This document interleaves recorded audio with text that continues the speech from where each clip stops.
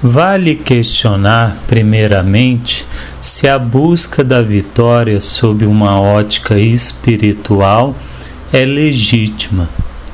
Somos de visão de que é sim. Para muitos, a vitória a qualquer custo é o objetivo exclusivo de viver. Existe até mesmo a fala comum: falem bem, falem mal, mas falem de mim. Não é desta vitória que fazemos alusão. Dizemos sobre a vitória com pureza, com ideal, com muito trabalho, a vitória fruto de muito amor a um sacro ofício. Um exemplo claro disto no mundo ocidental seria o de Jesus, o ídolo de todos nós. Veja quanta vitória o Cristo alçou. Naturalmente, ao longo dos milênios, mãos sujas abusaram deste poder do Mestre Jesus. Mas o Cristo, assim como muitos outros, é um exemplo de vitória sagrada. O problema da vitória, como dizíamos pregressamente, é quando há uma inversão de valores. É muito melhor aquele que perdeu em tudo que tentou fazer, mas com imenso ideal, do que a vitória suja. Analisando o obrar dos homens na terra, nota-se que isso é imensamente comum. Para aqueles, contudo, que pautam-se no autoconhecimento e no primor interno, isto deveria ser um exemplo oposto, horripilante. A vitória é algo que traz muito contentamento à alma. É algo a ser almejado, de modo obstinado até, diríamos. Mas há de nos mover sempre o ideal do bem. Há que se acrescer nessa temática sobre o sucesso e espiritualidade quanto ao pudor do sucesso nos contextos religiosos. Primeiro, descrevamos alguns caracteres sobre o denominado bonzinho. Trata-se do religioso excessivo que jamais sabe usar de energia espiritual e que busca ser sempre aceito e simpático. Seria a bondade mel invariável, que é explorada a todo instante por não possuir critério moral de equilíbrio.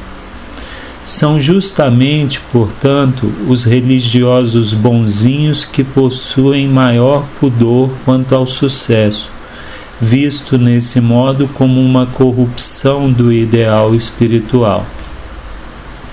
Para eles, os bonzinhos, o sucesso seria um desejo pernicioso, fruto de ambição, arrogância, desleixo espiritual. Isto, comparando com as práticas cotidianas espiritualistas, é imensamente comum, devido à religião levada ao extremo do fanatismo. Muitos são os religiosos defensores da prosperidade e sucesso, mas ponderamos que de fato a maioria vê com basta reserva esse quesito. Por nossa vez, vale salientar a virtude que notamos no que denominaríamos, por oposto, o homem operoso. Dedicado ao labor consciente, livre de fanatismo e amante da humanidade que há nas almas, se dedica de modo arrojado aos labores do mundo, sejam espirituais ou materiais, e jamais vê como desleixo espiritual a causa das vitórias, fruto de conquista no mundo. Vive pelo ideal espiritual, mas sem permitir que a religião expresse caracteres medievais, tão impregnados nos milênios espirituais do planeta.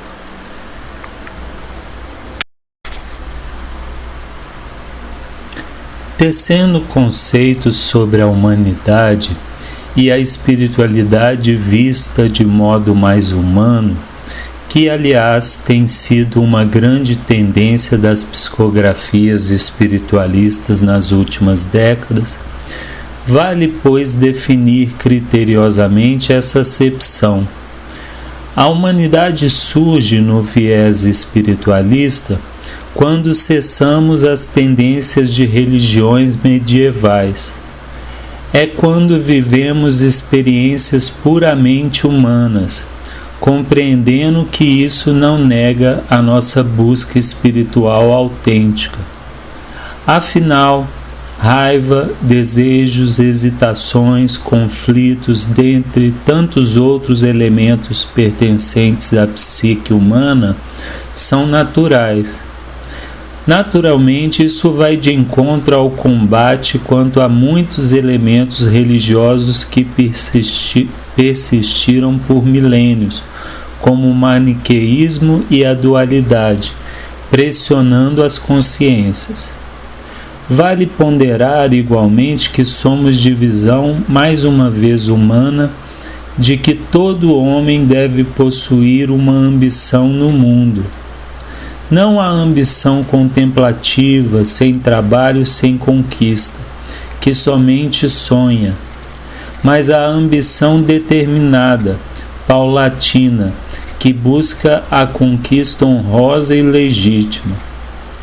Dentro disto, vale igualmente dizer que a maior paixão a ser expressa por um ser deve ser a paixão por construir. Qual o seu sonho? Ser um médico cirurgião? Um cantor? Um escritor? Somente aqueles que viveram esta paixão, que consideramos a mais acentuada, sabem a aventura que ela expressa. Cabe, por fim, tecer mais alguns caracteres sobre os religiosos extremistas, que constituem o oposto do homem operoso. Eles estudam o Evangelho o tempo todo, muitas vezes restringindo quase todas as conversas a esse campo. Tem tendência psicológica a enorme carga de culpa, dizendo em seus discursos o quão distantes se encontram dos ideais de perfeição, sob ótica de humildade e sinceridade. Fazem caridade a todo instante, buscando sempre o amparo aos sofredores, ainda que não raro auxílio e o amparo não signifiquem propriamente amor e doação. Igualmente buscam agradar a todos, sendo bastante políticos, inclusive. Convém notar, diante de tudo isto, que isto é o exato oposto daquilo que denominamos homem operoso, que busca construir com ambição sadia em sonhos que jamais significariam pecado religioso.